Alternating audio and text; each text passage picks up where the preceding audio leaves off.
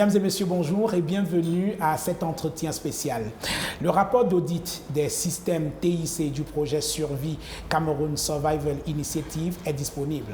Il a été réalisé par un consortium de 3 cabinets, ADEKI, HCS Company et Loop IT Methods à la demande de Maurice Kamto, l'initiateur du projet.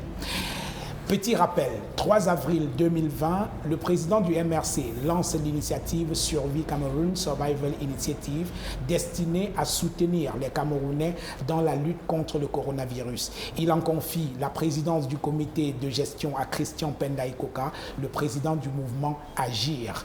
Dans la foulée, des collectes de fonds sont organisées et donnent lieu à une formidable expression de solidarité et de générosité des Camerounais à travers le monde. Seulement voilà, 3 mois après le début de cette initiative, alors que le compteur des contributions caracole autour de 800 000 €, l'équipe de survie constate un écart de plus de 300 000 €, 314 273 € pour être plus précis, entre les sommes affichées sur le site web du projet et les fonds disponibles sur le compte. Tollé dans l'opinion. On assiste à une volée de bois vert contre le projet Survie Cameroun Survival Initiative et des noms d'oiseaux dont le moindre n'est pas suivi, vol, fuse. Alors, question. Où sont passés les 300 000 €, soit près de 195 millions de francs CFA? En plus clair, y a-t-il eu détournement de fonds? Si oui, par qui? Et sinon, que s'est-il passé? Nous poserons ces questions et d'autres à notre invité, le professeur Maurice Kamto, président national du Mouvement pour la Renaissance du Cameroun. Professeur Maurice Kamto, bonjour. Bonjour. Merci de nous recevoir ici au siège du MRC pour cet entretien spécial. Je suis accompagné par 2 confrères. Faisons les présentations. Ike Cyril, journaliste à La Nouvelle Expression et à Equinox Télévision. Ike Cyril, bonjour. Bonjour Jean-Bruno. À côté de Ike Cyril, nous avons Achille Asako. Il est journaliste, mais encore directeur général de ABK Radio. Il a fait la route depuis Douala jusqu'à Yaoundé pour participer à cette émission. Très bien.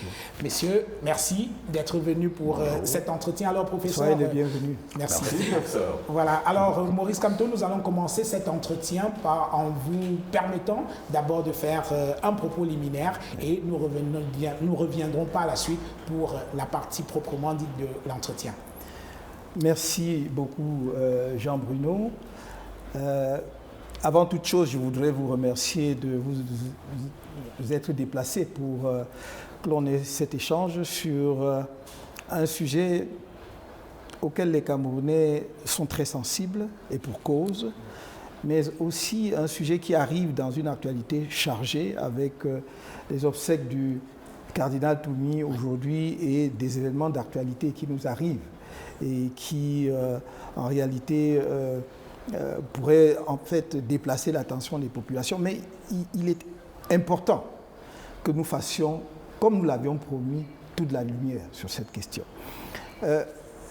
Bien entendu, je vous accueille au siège du Mouvement pour la Renaissance du Cameroun, mais je voudrais rappeler que cette initiative n'a pas été lancée par Maurice Kamto, président du Mouvement pour la Renaissance du Cameroun, mais par le citoyen Maurice Kamto. Je l'ai toujours dit, et vous ne verrez sur aucun document, à aucun moment, l'entête du MRC. Il me semblait que face à la situation critique à laquelle notre pays et notre population a été confrontés, tout citoyen ayant une bonne inspiration pouvait la partager avec d'autres. C'est ce qui a motivé ma démarche.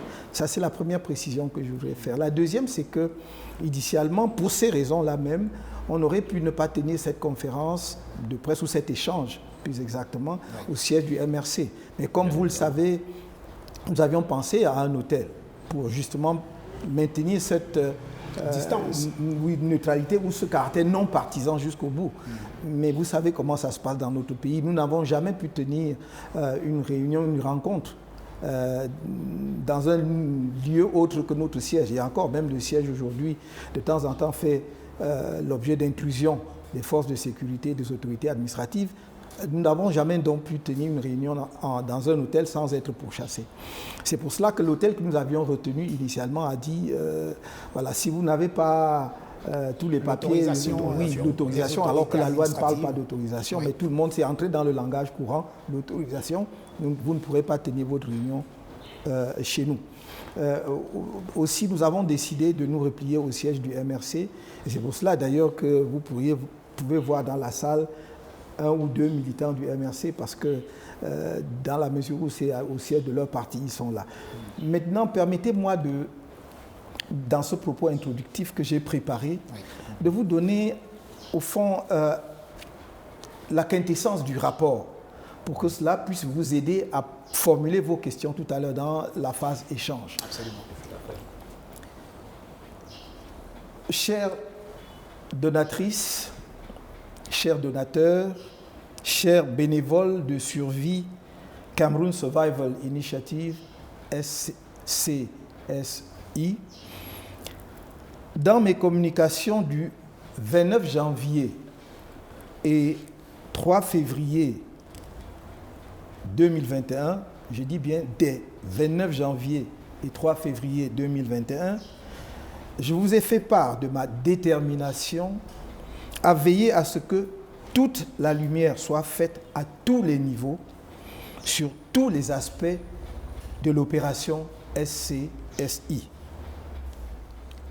L'engagement que je prenais alors en tant qu'initiateur de SCSI s'imposait, d'une part, du fait de l'écart constaté entre le montant des dons affichés par les plateformes de collecte et les sommes virées sur le compte de SCSI, d'une part, et d'autre part, en raison de la confusion créée par les conclusions du rapport d'audit du cabinet ACDB Consulting, auquel avait été confiée la mission d'auditer, je cite, l'écart constaté entre le montant affiché sur le site internet www.camerounsurvival.org et le montant mis à la disposition de SCSI pour mener ses actions de terrain. Fin de citation. En effet, le cabinet dont il s'agit n'avait pas pu, je cite, établir de manière formelle l'origine de l'écart. C'est le cabinet lui-même qui le dit. Fin de citation. Préoccupation qui constituait l'objet principal de son mandat. Mais il avait émis des hypothèses sur des, je cite, pistes d'explication plausibles, notamment celle de la mise en place d'un système multi-passerelle ou l'implémentation d'un compte bancaire en ligne alternatif en lieu et place du compte officiel. Fin de citation. ACDB Consulting était parvenu à ces conclusions sans avoir consulté l'éditeur du logiciel et des extensions utilisées sur le site SCSI directement ou à travers des informations officielles postées sur sa page Internet. De même, il n'avait pas entendu l'équipe d'ingénieurs informaticiens ayant créé la plateforme et assurant sa maintenance et son développement. Afin de sortir de la confusion ainsi créée et d'apporter toute la lumière sur la situation, j'ai fait appel au service de Ernst & Young, cabinet Ernst & Young Paris, qui, après avoir accepté son mandat, a dû se dédire dans les circonstances et pour les raisons mentionnées dans mon communiqué du 13 février 2021. En effet, le 5 février 2021, Ernst & Young Paris nous avait dit ne plus être en mesure d'accomplir la mission d'audit de SCSI à la suite de pressions en provenance du Cameroun, l'enjoignant de ne pas se mêler d'une affaire politique. J'ai alors décidé de constituer un consortium de 3 firmes de consultance suivantes. Adequi, qui est une firme des Pays-Bas en Hollande, HCS Company, qui est une firme des Pays-Bas en Hollande, et Loop IT Method, qui est une firme de consultants en Inde, spécialiste donc de l'informatique, auquel j'ai donné pour mission, je cite, d'établir sans équivoque l'origine de l'écart d'environ 330 000 € constaté entre les chiffres affichés par les plateformes de collecte en ligne et le montant cumulé des sommes collectées par les opérateurs Stripe et PayPal et versées sur le compte bancaire de SCSI, en mettant l'accent sur la fiabilité des informations et des procédures de SCSI depuis les plateformes de collecte jusqu'au transfert des fonds sur le compte bancaire utilisé par SCSI. Fin de citation. Le consortium a déployé ses activités en 2 étapes principales. Dans un premier temps, et ce de manière parallèle et indépendante, 2 audits distincts ont été conduits. Adequi et HCS Data and Company ont procédé à une évaluation critique du travail effectué par les ingénieurs informaticiens de SCSI, y compris la fiabilité du site Internet et des plateformes associées, ainsi que la pertinence des mesures prises à l'issue de la découverte de l'écart entre les montants affichés sur la plateforme en ligne et les sommes effectivement collectées. Dans ce cadre, Adequi et HCS Company ont eu des échanges, entretiens oraux et écrits avec les ingénieurs informaticiens de SCSI, le responsable du support technique de l'éditeur du logiciel GiveWP, qui, je signale en passant, est américain, les auditeurs internes de SCSI, échanges écrits seulement, ainsi que le responsable de l'association MRC Europe. Loop IT Methods a procédé à une réplique de l'intégralité du site internet cameroonsurvival.org afin de reproduire exactement l'écart, de localiser tout dysfonctionnement éventuel et de valider la correction. Le travail du consortium a consisté, dans un second temps, à rassembler les résultats de ces investigations parallèles en un rapport consolidé. Conformément à ma promesse, je mets à votre disposition sur le site internet cameroonsurvival.org une copie complète du rapport d'audit consolidé en date du 17 avril 2021 qui m'a été soumis par le consortium.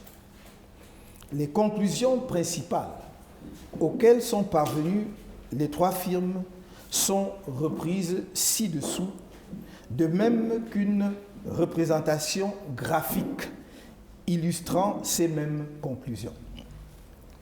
Premièrement, le consortium conclut qu'un bug informatique est à l'origine de l'écart constaté entre les chiffres affichés par les plateformes de collecte en ligne et le montant cumulé des sommes collectées par les opérateurs Stripe et PayPal et versées sur le compte bancaire de SCSI, voir notamment les pages 3 et 23 du rapport. Deuxièmement, le bug en question provient du convertisseur de devises de l'extension GiveWP du logiciel qui a permis de construire le site SCSI. Le bug s'est manifesté à compter du mois de juin 2020, lorsque, à la demande des donateurs, la possibilité a été offerte d'effectuer des dons en ligne en des devises autres que l'euro, qui était jusque-là la devise de base. Depuis lors, 81 donateurs ont pu effectuer des dons, notamment en dollars des États-Unis d'Amérique et en livres sterling. Le problème à l'origine du bug informatique localisé dans le convertisseur de devises a été reconnu par l'éditeur du logiciel, qui, je le rappelle, est une firme américaine. Non seulement par rapport au cas spécifique de SCSI, voire le paragraphe 6.3 du rapport, mais aussi comme un problème inhérent au logiciel et auquel ont fait face d'autres utilisateurs. Ce problème technique inhérent au logiciel a été résolu par l'éditeur après 2 mises à jour complétées seulement le 29 juillet 2020, paragraphe 6.4.3 du rapport, c'est-à-dire bien après l'utilisation par SCSI des versions antérieures. Troisièmement, le bug informatique a créé des difficultés pour tous les dons effectués dans une devise qui utilise un séparateur décimal différent de celui utilisé en euros, à savoir le dollar des États-Unis d'Amérique et la livre sterling. Ce bug a affecté un total de 91 dons, entraînant une différence de 314 273 euros entre les sommes affichées sur Internet et l'argent effectivement offert par les donateurs. L'aperçu exact de ces dons est présenté dans l'annexe 3 du rapport d'audit, voire pages 43 à 46. De manière plus précise, le consortium écrit que l'expression plugin GiveWP utilisée par le site www.cameroonsurvival.org contenait un bug qui interprétait de manière erronée les points et les virgules pour des devises autres que l'euro. Je cite le consortium: le bug dans GiveWP est causé par des conversions de devises défectueuses. Plus précisément, dans les cas où le séparateur décimal diffère du séparateur décimal utilisé en Europe, virgule. Dans le cas où les devises du don utilisent un point comme séparateur décimal, le séparateur était ignoré et le montant qui était stocké dans le calcul de l'état actuel des dons était multiplié par 100. Fin de citation. Voir paragraphe 4.6 du rapport. Le consortium ajoute à titre d'illustration: lorsque le montant original du don est enregistré en dollars des États-Unis, il est converti dans une autre devise par le convertisseur de devises de GiveWP. La conversion supprime la virgule. Par exemple, en utilisant le taux de conversion de 1 dollar égale 0,86 euros. Si on a cotisé ou donné 581 dollars des États-Unis, il est converti en 499,66 euros. Le convertisseur de devises supprime la virgule pendant la conversion. Il en résulte l'enregistrement d'un montant de don de 49 966 euros. Fin de citation. Paragraphe 2.6 du rapport. Cette conclusion du consortium est illustrée par des exemples de dons extraits de la base de données stockée sur GiveWP. Quatrièmement, le bug informatique en question n'a affecté que les montants affichés sur le site internet de SCSI. Tous les dons en ligne ont pu être reçus dans leur intégralité par Stripe et PayPal et entièrement reversés à SCSI. En conséquence, aucune perte financière de quelque nature que ce soit n'a été subie ni par SCSI ni par les donateurs. Extrait de la conclusion du rapport, je cite, « Comme le plugin décharge le paiement réel vers des fournisseurs de paiement externes, Stripe et PayPal, l'argent est directement transféré vers ces plateformes respectives, sans l'intervention du site cameroonsurvival.org lui-même ou de quiconque à SCSI ou à l'association MRC Europe. Le bug de conversion n'a aucun impact sur ces transferts, ce qui a été confirmé par une recherche effectuée par Loop IT Method.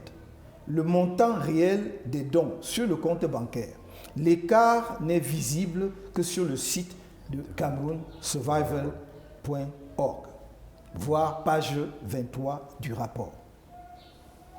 Chères donatrices, chers donateurs, chers bénévoles de Survie Cameroun Survival Initiative SCSI, sur la base des conclusions de l'audit réalisé par le consortium, la clarification nécessaire est désormais faite relativement à la question de l'écart observé entre le montant des dons affichés sur le site internet de SCSI et les sommes effectivement reçues par PayPal et Stripe.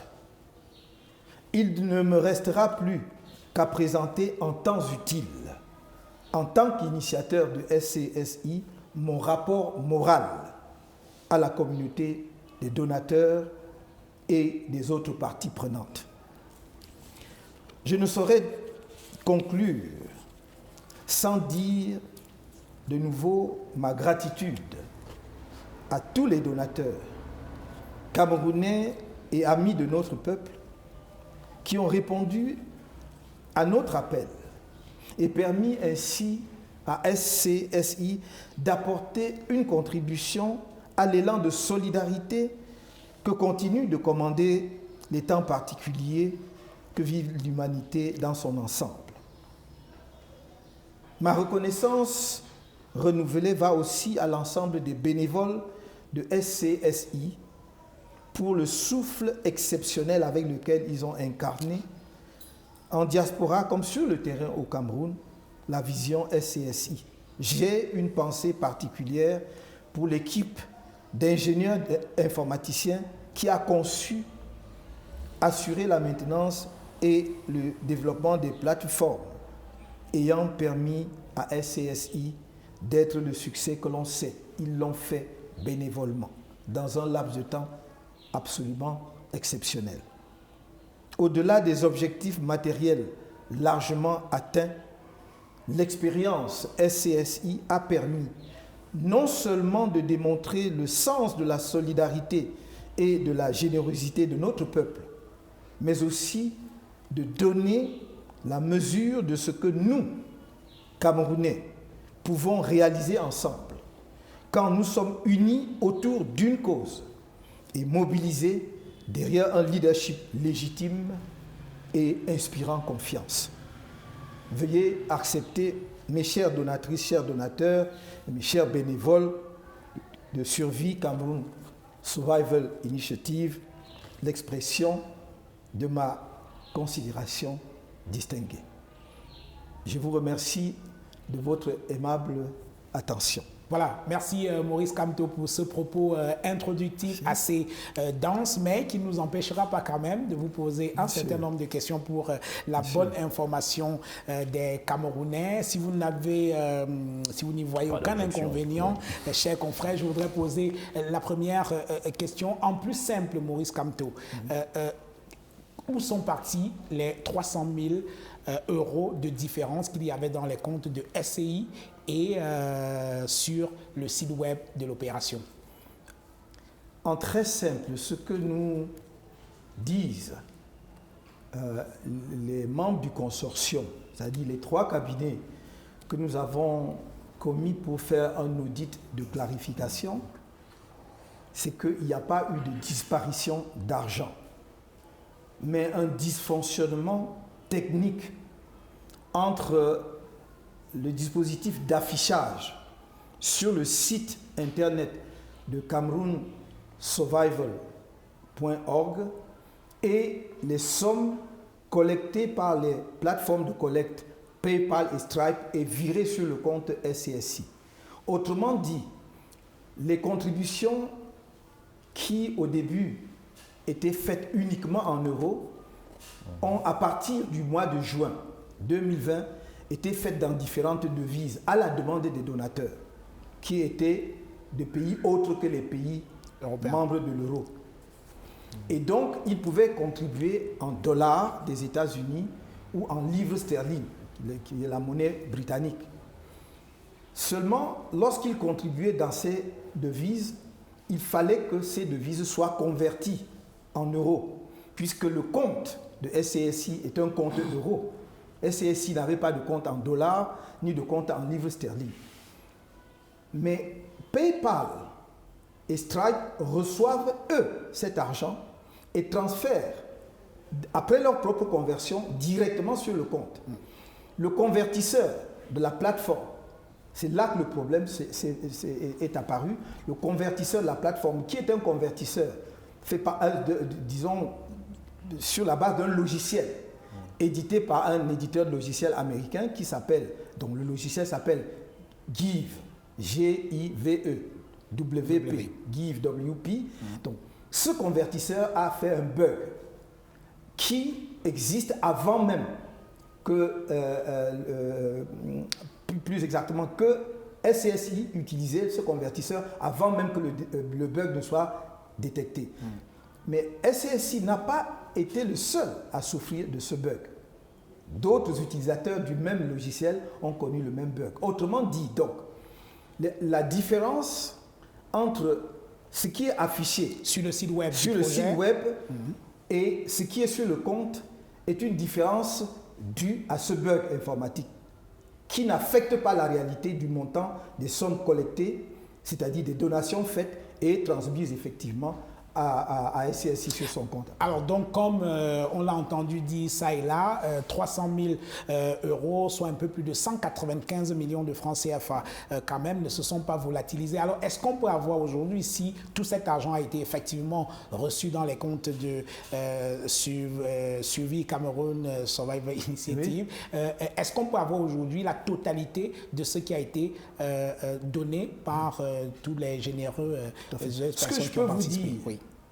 Ce que je peux vous dire, c'est qu'au moment où on a donc fait le constat et décidé d'ailleurs du premier audit, parce qu'il faut arrêter là, parce que si il faut vous donner le chiffre à la date d'aujourd'hui, il faut qu'on reconsulte le compte pour savoir si ça n'a pas bougé. C'était de 807 000 euros.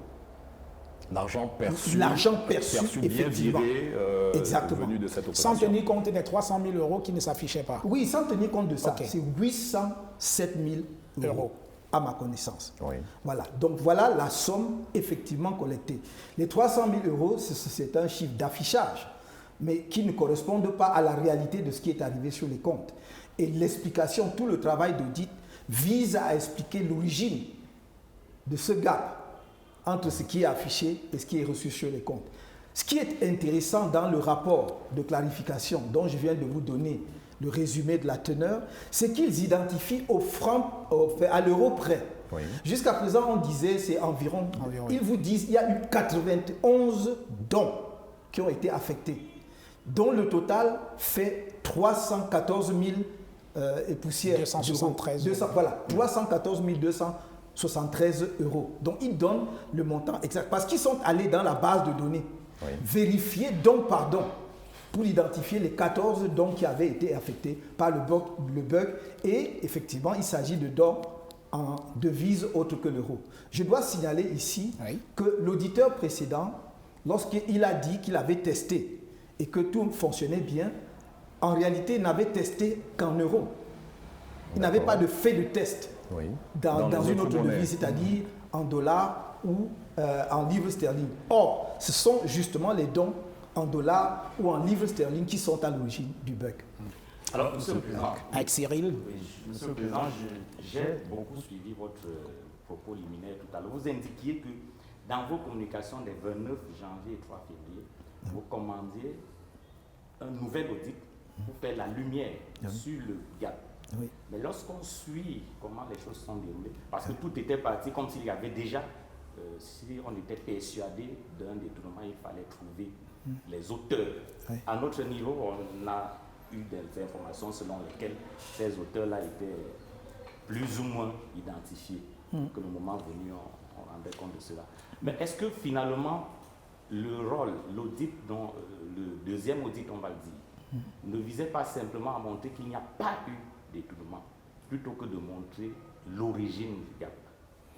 Non, ça ne pouvait pas être le cas, parce qu'il n'y aurait pas eu cet audit de clarification si le premier audit avait répondu clairement à la question qui lui était posée, qui était son mandat. Je vous ai rappelé le terme du mandat du premier auditeur. Si vous permettez, je voudrais le relire, parce qu'il est important que vous compreniez. Le premier auditeur ACB, il lui était confié la mission d'auditer, je cite, ce sont les termes de référence, l'écart constaté entre le montant affiché sur le site internet www.cameroonsurvival.org et le montant mis à la disposition de SCSI pour mener ses actions sur le terrain. C'était ça. Il devait nous dire qu'est-ce qui est à l'origine de cet écart. Or, dans sa réponse, ou bien dans ses conclusions, que dit le premier auditeur? Il dit qu'il n'a pas pu, et je le cite à nouveau, il n'a pas pu établir de manière formelle l'origine de l'écart. Ce n'est pas moi qui le dis, c'est lui qui le dit. Son rapport existe, en tout cas, ce que j'en ai eu, parce que je n'ai jamais eu le rapport complet, pour vous dire la vérité, mais la note de synthèse existe. Donc lui-même, l'auditeur, dit qu'il n'a pas pu établir de manière formelle l'origine de l'écart. Seulement, il formule des hypothèses. L'auditeur lui-même, il le dit. Il dit, ce sont des hypothèses. Et ce sont des hypothèses que certaines personnes ont voulu prendre comme des conclusions définitives. Qu'est-ce qu'il dit? Il dit, il fait des hypothèses sur, je cite, des pistes d'explication plausibles, notamment celle de la mise en place d'un système multi-passerelle ou l'implémentation d'un compte bancaire en ligne alternatif en lieu et place du compte officiel. Fin de citation. Il dit, comme je n'ai pas pu établir de façon formelle l'origine de cet écart, je fais des hypothèses. Il se peut qu'il est possible que... Pourquoi en a-t-on inféré qu'il y avait là, effectivement, la conclusion qu'il y a eu détournement? Si c'était clair pour vous, ça ne l'était pas pour moi. Et je crois que ça ne l'était pas pour beaucoup de Camerounais. Et c'est pour cela que nous avons dit qu'il faut un audit vraiment de clarification qui réponde à la question. Mais est-ce que le nouvel audit a travaillé sur ces hypothèses-là, où il a fait tout un autre travail? Non, voici, je vous relis et vous aurez le rapport complet. Et peut-être, malheureusement, je n'ai pas encore ma note en anglais parce que j'aime toujours distribuer dans les deux langues. Mais sinon, vous l'aurez, la lettre aux donateurs et donatrices. Écoutez bien quel était le mandat. Le mandat donné au second auditeur. Voilà, au consortium. Le mandat, c'est établir sans équivoque l'origine de l'écart d'environ 330 000 euros constaté entre les chiffres affichés sur les plateformes de collecte en ligne et le montant cumulé des sommes collectées par les opérateurs Stripe et PayPal et versées sur le compte bancaire de SCSI. Oui. Donc, nous lui demandons en réalité d'apporter la clarification que nous n'avons pas pu obtenir. Voilà, à l'issue du premier audit. Le travail du premier auditeur n'était pas complet. Vous avez sollicité un second audit. Voilà, et ne donnez donc pas de réponse claire. Comme il dit, nous n'avons pas été en mesure de donner, d'établir de manière formelle ce qui s'est passé. Est-ce qu'il n'y a pas quand même un soupçon qui a plané dans l'opinion, à savoir que l'initiative avait une équipe technique, il me semble, basée à Paris, qui aurait pu intervenir d'une façon comme d'une autre pour détourner ces sommes-là. Est-ce que ce n'est pas ce qui a posé problème? Et on s'est bien rendu compte qu'au Cameroun, il y avait une autre équipe technique qui disait des choses. À Paris, il y avait ces bisbilles entre vos différentes équipes. Est-ce que ce n'est pas ce qui est à l'origine de cette mal-compréhension, de cette incompréhension de la part du grand public, au point que vous êtes obligé de commander un audit, puis un autre audit, puis 2 autres audits, parce qu'en fait, vous en avez eu 3, pour être précis. Non, je ne peux pas ne pas être d'accord avec vous qu'il y a eu peut-être des dysfonctionnements dans la communication. Dans la communication, on aurait pu mieux communiquer au public. Mais peut-être du fait même de SCSI, il y a eu un malentendu qui s'est installé très tôt. Parce que quand on vous dit il y a soupçon de détournement, les Camerounais d'ailleurs aiment cela. Ils aiment bien quand il y a matière à jeter les gens en pâture et quand il y a matière à dire que ça n'a pas bien fonctionné. Et surtout s'agissant d'une initiative prise par Camto, il fallait absolument que quelque part il y ait un couac et qu'on montre que ce n'est pas une réussite. Mais je crois que les Camerounais ne doivent pas laisser l'arbre d'un dysfonctionnement technique cacher la forêt de l'immense succès de leur effort. Ce n'est pas l'effort de Camto. Ce n'est pas moi qui ai contribué 807 000 €. Ce sont les Camerounais. Ils doivent en être fiers. Il ne faut pas qu'ils laissent justement que quelques esprits ou quelques personnes ou qu'une mauvaise communication, justement, entache ce sursaut exceptionnel qu'on nous envie. En fait, je pense que là, pour le coup, le Cameroun a fait quand même la fierté, non seulement des Camerounais eux-mêmes, mais même d'autres Africains, d'après les retours que nous en avons eus. Donc, je vous l'ai toujours dit, je n'ai aucunement l'intention de couvrir qui que ce soit. Et ceux qui me connaissent le savent très bien. Je voudrais terminer juste très rapidement là-dessus, en disant, il ne faut pas faire comme si il y a un audit et il y a un autre qui... Non, ce n'est pas un audit contre un audit. Cet audit n'est pas... On n'a pas audité le précédent audit. Oui. Voilà. On a fait un audit de clarification. Et je vous ai donné... Quand vous allez lire le rapport, c'est un rapport, je crois, d'à peu près 43 pages ou 45 pages. 46. Vous verrez qu'ils allaient... C'est-à-dire que jusque-là, on disait, oui, il semble qu'il peut y avoir eu bug, dysfonctionnement. Mais ils démontrent. Ce n'est pas... Parce que pour dire que les informaticiens basés en Europe auraient pu faire ceci. Mais on peut tout dire, mais seulement il faut prouver. Or, vous savez très bien, en tout cas les informaticiens me disent que vous ne pouvez rien faire en informatique sans que cela ne laisse trace. C'est ça qui... Moi j'ai été rassuré du jour où ils m'ont dit ça, j'ai dit parfait. Cela veut dire que si moi-même je n'y arrive pas, d'autres Camerounais eux-mêmes peuvent s'y lancer parce qu'il y a des informaticiens de haut vol chez nous et même dans la diaspora. Ils sont libres. Ils peuvent reconstituer l'environnement même du site Survie Cameroun pour voir s'il y a eu des passerelles, des comptes, ceci. Donc, personne n'est interdit de faire quoi que ce soit. Donc, l'idée, c'est que nous arrivions à la fin de ce processus avec toute la sérénité nécessaire, que nous célébrions la victoire extraordinaire qui a été l'opération Survie Cameroun et que nous soyons à l'avenir toujours prêts à nous remobiliser pour assister ensemble notre population dans cet élan de solidarité magnifique. C'est tout. Alors, en attendant de célébrer éventuellement cette victoire, Maurice Camto, nous continuons de faire également notre audit avec vous. Alors, est-ce qu'il n'y a pas eu, pour rester dans la même question que Achille Asako, est-ce qu'il n'y a pas eu un conflit peut-être d'intérêt, je n'en sais rien, entre les militants du MRC Europe et ceux qui étaient en charge de gérer le projet suivi Cameroun. Absolument aucun. Oui. Je vais vous dire... Parce que je n'arrive pas à comprendre que ce dysfonctionnement technique que vous expliquez ait été porté sur la place publique et qu'on ait commencé à accuser les gens. Et les premières accusations sont parties quand même de chez vous-même, c'est-à-dire de soit Survie Cameroun ou alors du MRC. D'où ma question, est-ce qu'il n'y a pas eu des conflits de personnes ou alors d'intérêts, je n'en sais rien, entre... Voilà. Oui, ça ne l'a pas été. C'est pour ça que j'ai parlé de dysfonctionnement interne. Nous ne pouvons pas cacher nos propres dysfonctionnements. Ce sont des choses qui arrivent et qui arrivent régulièrement. Les bugs informatiques sont courants, les informaticiens vous le diront.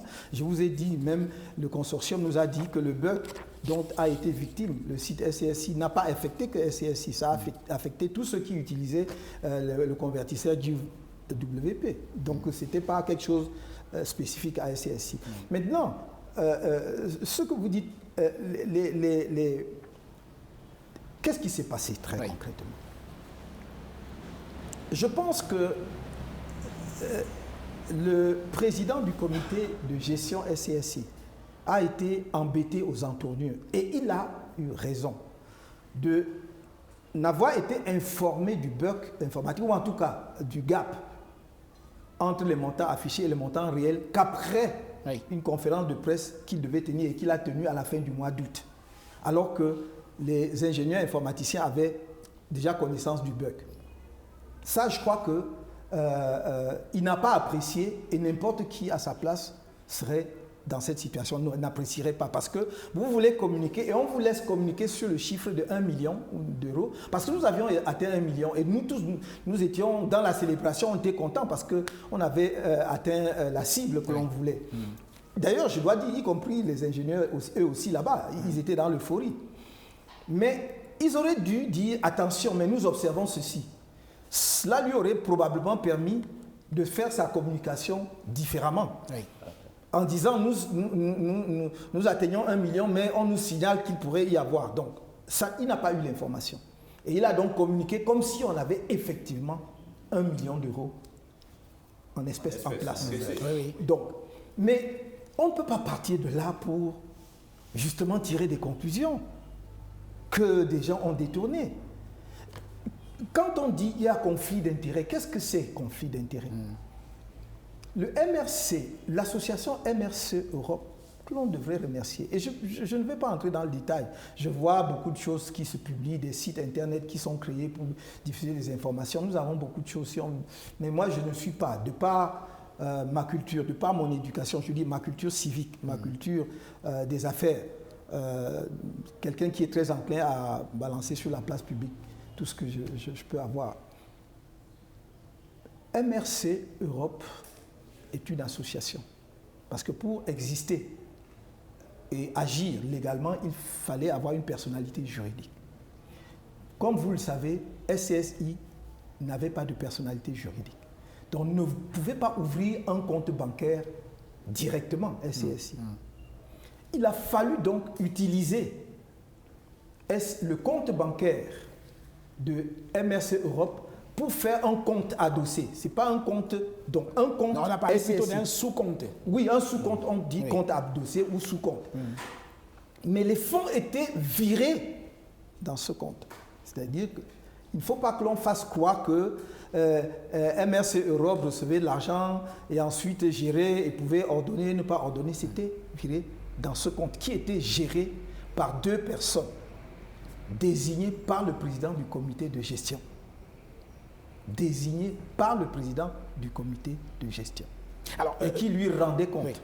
Donc, je ne crois pas que l'on puisse parler de conflit d'intérêts. Qu'il y ait eu des conflits de personnes, qu'il y ait eu des difficultés de collaborer, de collaboration entre personnes, oui, très alors, dans ce sous-compte créé dans le compte du MRC Europe à la CIC à Strasbourg, alors, qui avait le droit de signer dans ce compte-là? Plus prosaïquement, qui pouvait enlever l'argent? C'est ce que je viens de vous dire, 2 personnes. Oui, et parmi les 2 personnes, est-ce qu'il n'y avait pas quelqu'un du MRC? Il y avait 2 personnes, je vous ai dit, est-ce que 2 personnes dont 2 personnes, peut-être qu'ils sont du MRC, j'en sais rien, mais je vous dis 2 personnes nommées par le président du comité de gestion. Ils n'étaient nommés ni par le MRC, ni par moi, ni par MRC. Ce n'est pas vos proches ou juste pas... Absolument pas de mes proches, je ne les connais même pas. Je les connais de nom, parce que effectivement, dans cette affaire, mais je ne suis pas sûr d'avoir déjà rencontré physiquement ces 2 personnes. Mais je les connais de nom, on m'a donné les noms. Président.